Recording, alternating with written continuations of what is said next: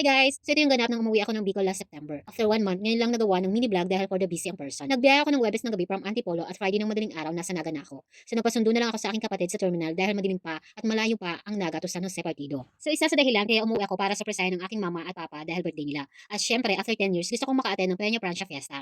So kasama ko sila mama at ang dalawa kong pamangkin. Nagsimba muna kami sa katedral and after mass, nakipiesta at nakilunch kami sa San Francisco. After namin kumain, nagiwalay muna kami mga bagets kila mama. Punta muna kami ng Basilica dahil alas 3 pa ng hapon ilalabas sina galing katedral papunta dito sa Basilica. Naisipan muna naming magpalamig sa mall. At nakipiesta na din kami dito sa concession. At umuwi na din kami ng mga bandang 5 p.m. So it's Sunday guys at wala akong magawa. Kaya naisipan ko maglinis at magligpit ng mga kalat dito sa bahay. As you can see guys, di pa tapos itong bahay. At ang nakatira na lang pala dito ay sila mama, papa, at pamangkin ko. Tapos minsan yung bunso kong kapatid, andito sila pag weekend kasama yung mag-iinan niya. So nag-open pala ako ng laptop habang nagpapahinga dahil nakalib ako nung Friday. At ayan, bigla na lang bumuhos ang malakas na ulan. At nung tumila na ang ulan, pumunta kami ng pier para makita ko yung ginagawang boulevard. Huling uwi ko last year hindi pa ito ganito. So ayan, madilim na. At yan muna ang 3 days ganap nung umuwi ako ng Bicol to be continued.